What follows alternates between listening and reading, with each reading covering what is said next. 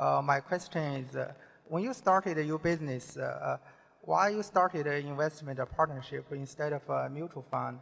And also, can you recommend a good book or books regarding how to start an investment partnership or fund and how to service clients, etc.? Yeah, I don't know of any books on starting partnerships or hedge funds. You know, Charlie? No, but people seem to manage to create them without the books. Yeah. The incentives are awesome. Yeah. And the one thing, I mean, it's always interesting to both of us how you get certain things that are fashionable, and people think that by naming something, a given name, that somehow that makes everybody smarter or able to make money in it. I mean, there is no magic to private equity funds, international investing, hedge funds, all of the baloney that gets promoted in Wall Street. But what happens is that certain things become very promotable, usually because there's been recent successes by other people and that the new entrants extrapolate the successes of a few people in the past to promote new money from people currently. So they adopt titles that, you know, that they think will attract money, and but it doesn't make anybody any smarter if they hang out a shingle in front of their house that says hedge fund, or they hang out a shingle that says asset allocation firm or something of the sort. The form doesn't create talent. I backed into the business. I mean, I'd worked for a mutual fund, closed-end investment company. In fact, there's a fellow here today, a friend of mine, that the two of us worked there, and we were 40% of the whole company because there were three other people, all of whom outranked us considerably. And that firm was Graham Newman Corp. From 1954 to 1956. And it was a regulated investment company. It was about $6 million in assets, which seemed like a big deal at the time. And Ben Graham was one of the best-known investors in the world, and he had $6 million in his fund. There was a sister partnership called Newman and Graham, which operated in what would today be called hedge fund style as far as a partnership split of the profits and so on. And when I left there in 56 and I came back here, we had 7 people, a couple of whom are here in the room, who said, "Do you want to manage money?" And I said, "Well, here's what I learned at Graham Newman, that Newman and Graham is a better way to do it than Graham Newman." So I formed a little partnership. And then I met Charlie a few years later, and he figured if I was making money doing it, he'd make a lot more. So he formed one, and that was the carefully calculated strategy of how we both became involved in the partnership business. Charlie? Yeah, it is amazing how big the hedge fund industry has become. They have conventions on the subject now. And in the late 20s, you could take a course on how to run a crooked security pool. And these things come in great waves. I'm not suggesting the hedge funds are crooked, but I am suggesting that you get these waves of fashion that go to great extremes. The amount of money, what is it now, Warren, in hedge funds? It's very big, although it's a little less in a few quarters than it used to be. Yeah. But I would be willing to put a lot of money up that if you take the aggregate experience of all hedge funds, that as starting right today and going for the next 15 years, I would bet a lot of money it will not hit 10% in terms of return to partners. And I would, if you push me, I would bet at a lower figure than that. Then you have Bernie Kornfeld's idea, the fund of funds. There are people who want to get paid for selecting hedge funds for other people. And that didn't work very well for Bernie Kornfeld. Well, it worked pretty well for Bernie for a while, but it didn't work so well for his investors, actually. Yeah. That result was probably something Bernie had in mind at the start, maybe. Zone 6. I'm Michael Zenga from Danvers, Massachusetts. That's a town whose band Mr. Buffett so generously sent to the Rose Bowl parade last year, so you're a very popular guy in my town. Good morning, Mr. Buffett and Mr. Munger. Mr. Buffett, I wanted to ask you this question last week when I ran into you after Gillette's annual meeting, but I choked. So now there's no pressure, here goes. In the years, from my reading, in the years from 1956 through 69, you achieved the best results of your career quantitatively, 29% annually against only 7% for the Dow. Your approach then was different than now. You look for lots of undervalued stocks with less attention to competitive advantage or favorable economics and sold them rather quickly. As your capital base grew, you switched your approach to buying undervalued, excellent companies with favorable long-term economics. My question is, if you were investing a small sum today, which approach would you use?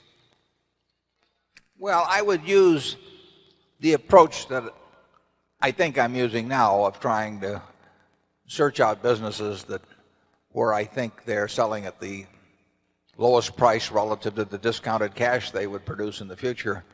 But if I were working with a small amount of money, the universe would be huge compared to the universe of possible ideas I work with now. You mentioned that 56 to 69 was the best period. Actually, my best period was before that. It was from right after I met Ben Graham in early 1951. But from the end of 1950 through the next 10 years, actually returns averaged about 50% a year. And I think they were 37 points better than the Dow per year, something like that.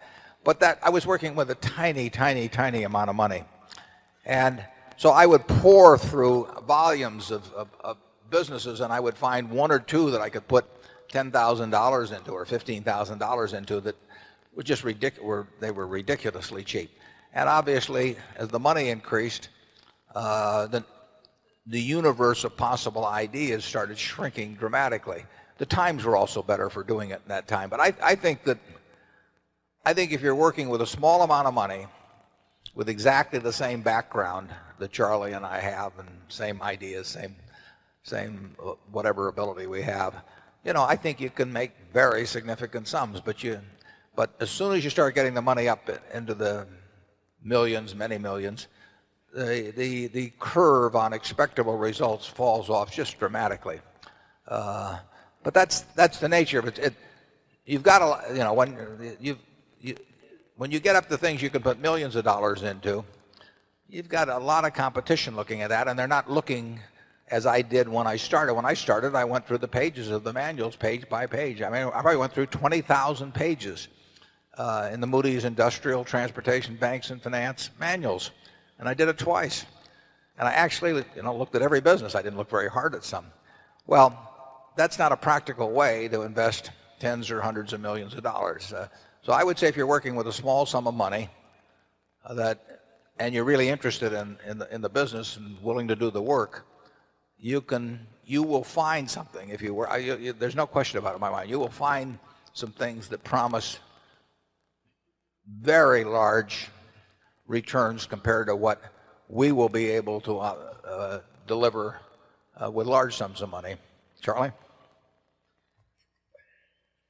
Well, yeah, I think that's right. A brilliant man who can't get any money from other people and is working with a very small sum probably should work in very obscure stocks, searching out unusual, mispriced opportunities. But, that's such a small world. It may be a way for one person to come up, but it's a long slog. Yeah, most smart people, unfortunately, in Wall Street figure that they can make a lot more money, a lot easier, just by one way or another, getting an override on other people's money or delivering services in some way that people. And the monetization of hope and greed, is a way to make a huge amount of money. And right now, it's just take hedge funds. I mean, I've had calls from a couple of friends in the last month that don't know anything about investing money. They've been unsuccessful and everything else. And, one of them called me the other day and said, well, I'm forming a small hedge fund, 125 million he was talking about. Like the thought that since it was only 125 million, maybe we ought to put in 10 million or something of the sort.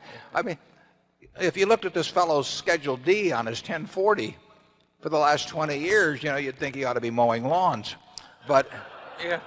But he may get his 125 million. I mean, and it's just astounding to me how willing people are during a bull market just to toss money around because they think it's easy. And of course that's that's what they felt about internet stocks a few years ago. They'll think about something else next year too. But the biggest money made, in Wall Street in recent years has not been made by great performance, but it's been made by great promotion, basically. Charlie, do you have anything? Well, I would state it even more strongly. I think the current scene is obscene. I think there's too much mania. There's too much chasing after easy money. There's too much misleading sales material about investments. There's too much on the television emphasizing speculation in stocks.